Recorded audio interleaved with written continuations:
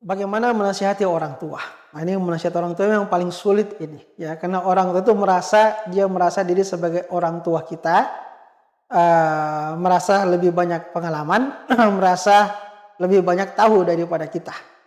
Sehingga memang yang namanya menasihati orang tua itu ini memang sesuatu yang berat, ya. Karena itu ketika kita ingin menasihati orang tua kita, hindari kesan bahwa kita menggurui. Karena mereka merasa lebih tahu itu, ya. Jadi hindari kesan bahwa kita menggurui, tapi mengajaklah, ya. Menasihati dengan cara mengajak. Hindari cara menggurui. Kita mengajak, jangan tampakkan bahwa kita lebih tahu, ya. Lebih baik kita mengajak berdialog, ya. Kita ajak berbuat baik, kita ajak dia berdialog. Jika ada misalnya hal-hal yang menurut dia adalah suatu prinsip dalam kehidupannya, tapi ternyata bertentangan dengan agama, kita berdialog dengan dia, ya. Dan dalam dialog ini mungkin kita perlu punya logika yang kuat, perlu punya hujah-hujah yang kuat. Sebagaimana Allah Subhanahu wa taala dalam Al-Qur'an ketika mengajak orang-orang kafir untuk beriman, itu Allah dalam beberapa ayat dan dalam bahkan banyak ayat itu membuat mereka berpikir.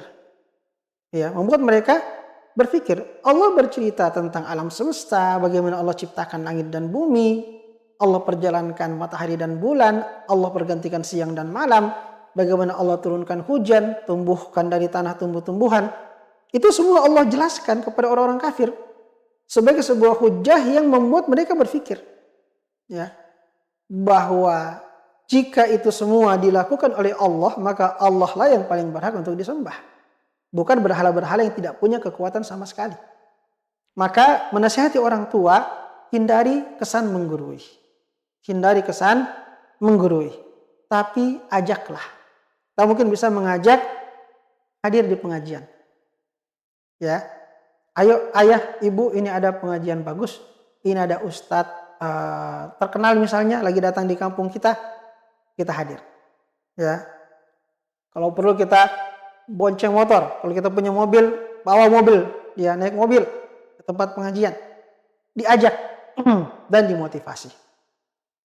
Kemudian tadi berdialog, ya, kadang-kadang dia punya nilai-nilai yang susah untuk berubah, itu butuh dialog, ya.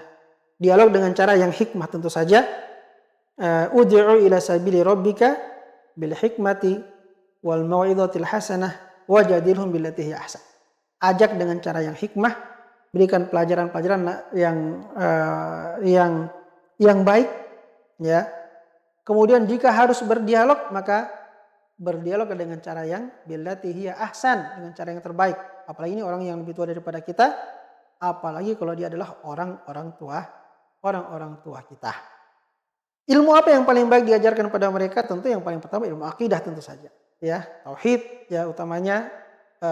Ini kalau kita melihat ada kekurangan pada tauhid mereka. Tapi kalau misalnya orang tua kita tauhidnya sudah bagus nih, ya, tauhidnya sudah bagus, tinggal ada kekurangan pada masalah-masalah yang lain, masalah-masalah muamalat misalnya. Nanti yang perlu kita sampaikan ya apa yang terkait dengan kekurangan yang ada pada dirinya. Ya, dengan cara mengajak atau berdialog, ya, atau bisa juga dengan cara kita menghadirkan buku-buku misalnya, ya, buku-buku. Kalau dia memang, apalagi kalau dia suka membaca, kita berikan buku-buku yang berkualitas tentang Islam. Mudah-mudahan bisa menjadi jalan untuk nasihat kita masuk kepada orang tua kita dengan cara yang paling hikmah. Wallahu ta'ala.